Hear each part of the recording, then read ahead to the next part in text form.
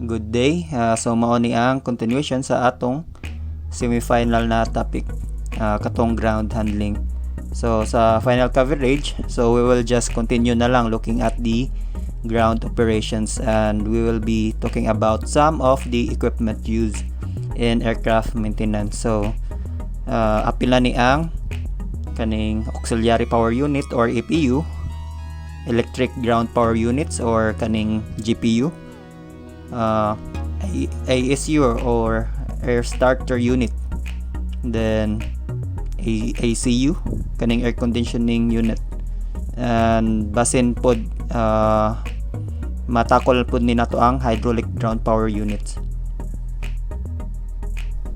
Nowadays kaning big airliners have some systems na dili crucial pero makapahimo sa ilaha nga more reliable. So years ago, aircraft manufacturers and operators figured out that installing a small turbine engine in an aircraft's tail is a great way nga makaprovide og extra level of safety, convenience and comfort hiding inside the tail. So most of airliners is an extra engine, have an extra engine diri sa tail section. So mao ni ang tawag nga auxiliary power unit or APU. So ang APU or kani auxiliary power unit is a form of a turbine engine called a turbo shaft. So turbo shaft engine ni siya, unlike sa aircrafts nga main engines. So ang kaning output sa nga i-himo or i-produce or i-make ani auxiliary power unit kay almost no thrust. So most of the power produced is used to run an electric generator and provide pneumatic air pressure. Then ang kaning APU usually paandaron pod ni siya sa ground during passenger boarding and deplaning, and kana maka-provide pod ni siya og pneumatic pressure or for air conditioning and more importantly sa pag-start sa main engines. Then here you see the route from the auxiliary power unit to the various systems.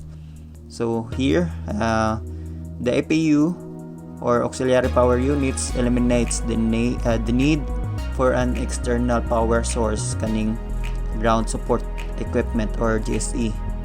So similarly, in the event of a pneumatic malfunction in the main engines, ang kaning APU is maka-provide siya og compressed air for cabin pressurization and even kaning airframe ice protection. Then kaning APU drives a generator that maka-power on sa electrical nga system of the aircraft kung ang main engines kay naka-off or naka-turn off. Then kung ang APU or auxiliary power unit sa aircraft kay dili mo operate, electrical power or ground power unit and air pressure or kaning air conditioning unit can be provided by ground support equipment. Then the APU's electric generator can be used during flight in case one or more of the aircraft's main generators have a problem. Then next kaning ground support equipment. So sa ground support equipment, this ground support equipment is the support equipment at the airport. So ground support equipment is there to support the operations of aircraft while on the ground. So kaning ground support equipment, the function of this equipment plays generally involve ground power operations, aircraft mobility and loading operations for both cargo and passengers. So there are two types of ground support equipment. So mao ni ang powered and non-powered equipment. So as you can see, daghan-daghan ang lista.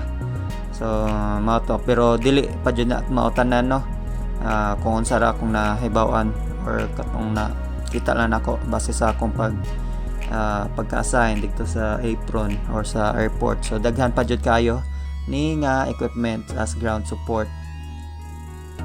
Then sa powered equipment, naning ground power unit or GPU, air conditioning unit APU, air starter unit or ASU, then aircraft refuelers, Tugs and Tractors, portable water truck, baggage conveyor or belt loader, then passenger buses, catering truck, mobile passenger stairs, portable tripod work lights, container loader, then lavatory service vehicles, the anti-icing vehicles. So kani the anti-icing vehicles wala ni sa kuan diri sa Pinas, bali dikto ra ni sa gawas ako ra ni nakitaan pod sa YouTube. So ako na lang i-include dire kay part naman pod siya sa kuan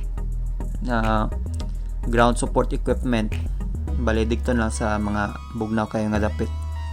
Then sa non-powered equipments, under sa kaning ground support equipment, mounting chucks, fire extinguishers, carts, trestles, intake or exhaust cover, dollies, sling cables, ladders, aircraft jacks, cones or safety cones, aircraft tow bar, and ULD.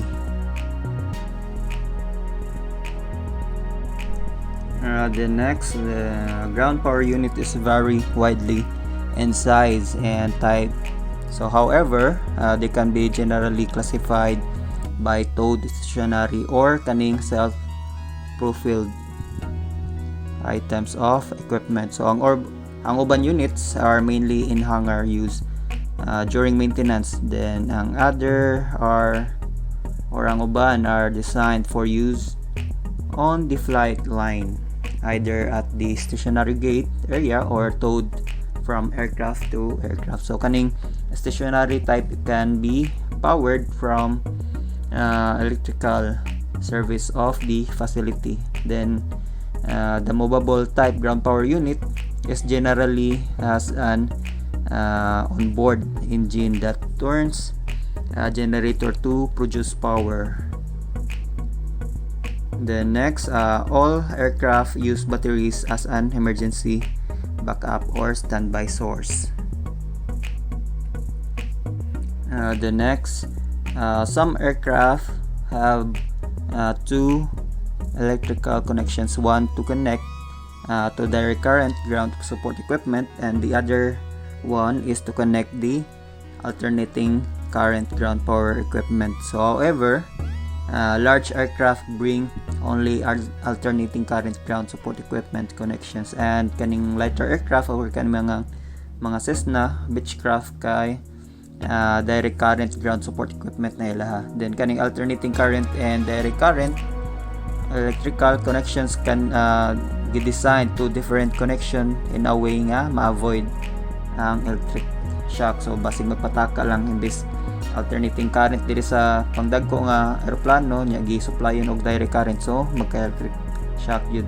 So bawal jud siya i-connect. So mo to para walay laing way na maka-connect ning alternating current receptacle sa direct current or vice versa.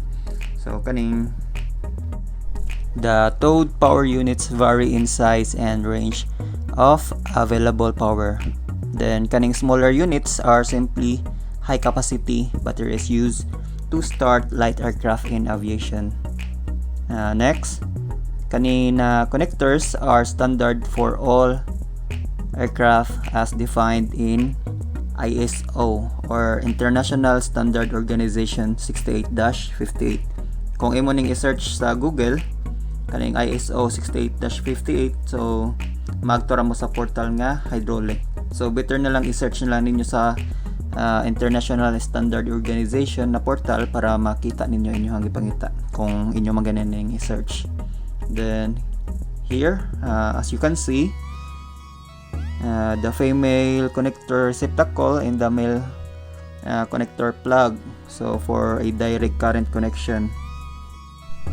Many aircraft require 28 volts of direct current and 115 volts and 400 hertz of alternating current. So the electric energy is carried from a generator to a connection on the aircraft via three-phase, so 4-wire insulated cable capable of handling 261 ampere. So kaning alternating current plug, as you can see, this has 6 pins, then 3 thick pins carry the phases of electric current A, B, and C, and the fourth one is the neutral pin. Then the other 2 smaller pins serve as guides and are called pin A and F. Then all aircraft that use alternating current as the main source of energy use this type of receptacle. So mao gyud ni ang gamiton nga receptacle sa alternating current. Then the position of the receptacle varies according to the aircraft, but in most cases kaning connection is located on the right side of the aircraft and outside. The hazardous suction area of the engine air intakes, as you can see, the connection cables are heavy and unruly and require the support of 2 or more aircraft technicians to connect the receptacle when using ground electric power units.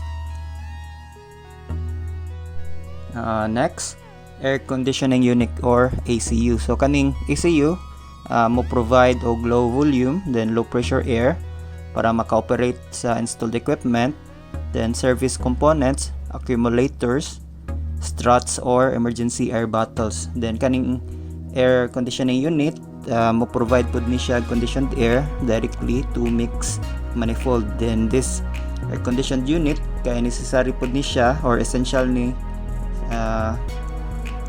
when an aircraft are operated on the ground for any length of time.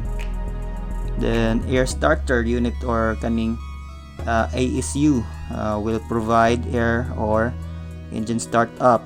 So kaning air starter unit can also be used to operate the pack para mapa-start up either ang engine or auxiliary power unit kung kanang walang nag-function or they are not running.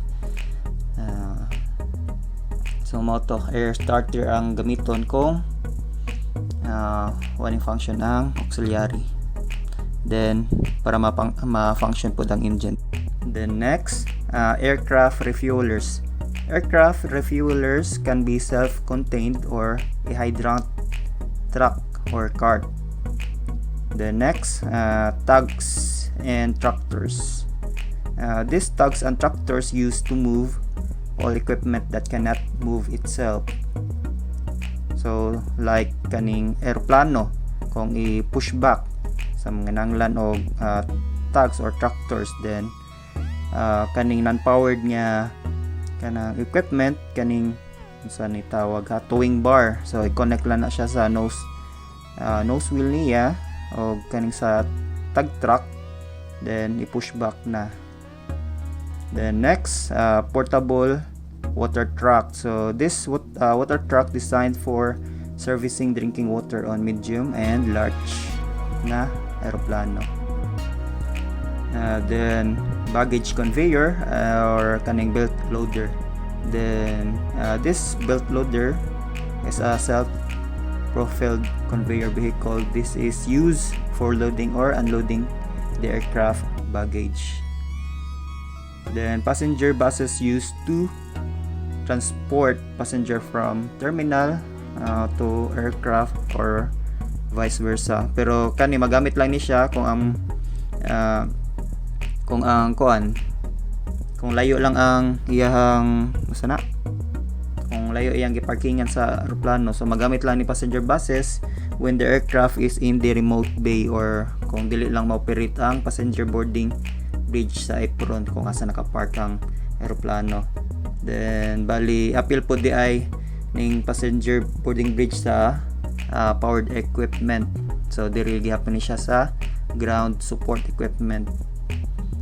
Wala lang nako kanang gi suwat diri sa kaninga slide or wa nako gibutang lagi mo. So catering truck. So catering truck are in daily use at international airports worldwide. So for the efficient transportation of catering equipment and food supplies. Next, aircraft passenger stairs are mao ni ang pinaka-importante for aircraft travel to allow for a safe and easy passage entry and exit of the aircraft. So magamit ra pud ni kung naa sa remote bay or kung dili mo operate ang passenger boarding bridge. Then next, portable tripod work light. So this mobile lighting units used for night maintenance, cargo loading and unloading and emergencies. So at night lang ni siya magamit para nalay hayag. Og kung asa pod ay nagagabi kung asa pod walay kanang suga hayag, labi na kaparas dira sa remote bay. So layo na siya sa kabihasnan. Then container loaders, also known as cargo loaders or K-loaders. These are used for the loading and unloading of containers and pallets into and out of aircraft. Then diri po i-load ang ULD kung kaning sa mga kuan na 777, Boeing 777 or Airbus 330. Magamit na nag-ULD para sa kuan kanang neat lang tan-awon dito sa sud or easy access lang kung nay pangitaon nga bagahe. Then lavatory service truck is designed to remove the waste from the aircraft lavatory and para maka-provide food o clean water for flushing and refilling. The anti-icing vehicle delivers rapid and precise results through preventive and curative de-icing operations on aircraft, runways, taxiways, and aprons. Diri sa runways o sa taxiways and aprons, so same lang ang sa kanya substances nga i-apply or i-anti-icing, pero dito ra na sa mga cold area man pod ni sa mga snowy nga na ma-apply. Wala ra man ni diri sa Philippines. Then kung diri sa aircraft, so lahi ang ihang substances nga i-apply para sa anti-icing. So diri sa runways o taxiways and aprons kay puros man mga kuan salty na. Then ari na sa aircraft dili na salty, lahi na ang i-apply nga substances para lang sa kuan iwas lang corrosion diri sa atong eroplano. Then sa kuan nata non-powered equipment, so mo na pinaka first, chocks, safety cone o cart. So kaning chocks are used for safety and accident prevention of aircraft from unintentional moving. So mo to i-chocks dayon kung mabot na aeroplano or kung agto magani mo sa kuan sa airport na kung dagko na aeroplano. So mo to mag-wait pa man sa beacon light para kuan kanang mag-wait nga mag-off ang beacon light para moagto na mo o ara na i-chocks in inyohang mga chocks. Then safety cone are used to avoid ground equipment striking the aircraft. So kaning sa kuan sa airport or sa apron kung sa naka-park for quick turn around ang eroplano, so manginanglan ta og 8 safety cones per aircraft. So ang designated location ani sa pabutang sa cone kay diri sa nose o sa nose, then sa tail isa pod pinakakuha na kaning sa tail section, then sa left wing usa pod, sa right wing isa, so upat na. Then sa engine inlets usa nya sa likod ng engine inlets is isa pod. Then sa right nga engine inlets o outlets isa pod, or exhaust ends exhaust ends, so isa pod ka cone. So walo ka buok ang ibutang nga safety cone. Then cart para butanganan nimo sa safety cones and chocks o uban butangan or uban butang nga imong ibutang sa cart. So para easy lang mapagda. Then while ground handling dapat present or naadjud ni ang fire extinguisher para sa safety lang pod. In kaso lang kung naay kayo labi na inag-refuel. The next, aircraft jacks and trestles para ma-lift ang eroplano kung mag-ilis sa ligid or kung nai-maintenance. The next, aircraft intake or exhaust cover. Then this cover prevent aircraft damage from insects and small birds nesting in small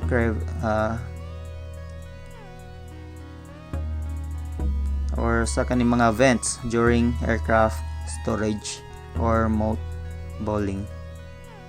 Then dollies. Dollies can be used to transport a variety of loose baggage including mails, bags, or cargo cartoons, boxes, etc.